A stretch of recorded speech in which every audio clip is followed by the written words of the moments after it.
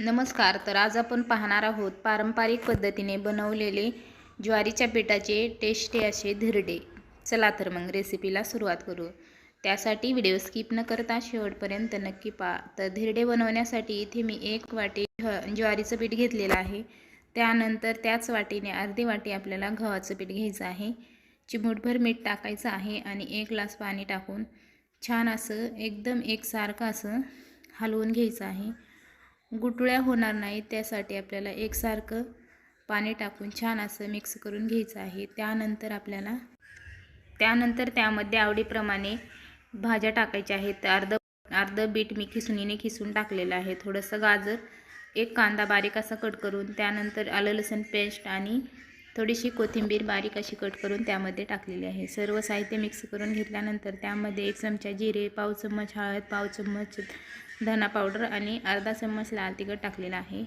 हे सर्व साहित्य टाकून घेतल्यानंतर परत छान असं मिक्स करून घ्यायचं आहे आणि 5 मिनिटासाठी हे रेस्टसाठी ठेवायचं आहे. त्यानंतर 5 मिनिटानंतर तुम्ही बघू शकता मस्त असं पीठ आपलं तयार झालेलं आहे. त्यानंतर आता इथे गॅसवरती तवा ठेवलेला आहे.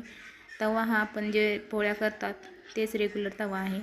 त्यानंतर इथे कांदा मी एकदम कट करून घेतलेला आहे. पुढचा भाग कांद्याचा कट करून घेतल्यानंतर तव्याला तेल लावून घ्यायचं आहे आणि त्यानंतर 1 चमचा आपल्याला हे तयार करून घेतलेलं बॅटर टाकायचं आहे. बबल्स आल्यानंतर आपल्याला ते झाकून ठेवायचं आहे. तुम्ही बघू शकता मस्त असं एकदम सहज उलटण्याच्या साहाय्याने मी उलटून घेतलेलं आहे. त्यानंतर आता अशाच पद्धतीने दोन्ही बाजूने आपल्याला खमंग असं भाजून घ्यायचं आहे. तुम्ही बघू शकता किती मस्त असं हे धिरडं तयार झालेलं आहे. तर अशा पद्धतीने आपण सर्व धिरडे तयार करून घेतलेले आहेत. तुम्ही पण अशा पद्धतीचे धिरडे एकदा नक्की ट्राय करून पहा. लहान मुलांसाठी पौष्टिक आणि हेल्दी हे धिरडे आहेत. तर किती मस्त असे झालेले आहेत, एकदम मऊ लुसलुशीत आणि कमीत कमी तेलामध्ये तयार करून घेतलेले आहेत.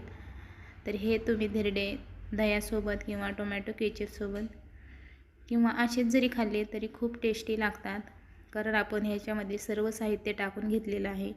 असेसुद्धा खूप चविष्ट असे लागतात. रेसिपी आवडली तर लाईक, शेअर आणि सबस्क्राईब करायला विसरू नका.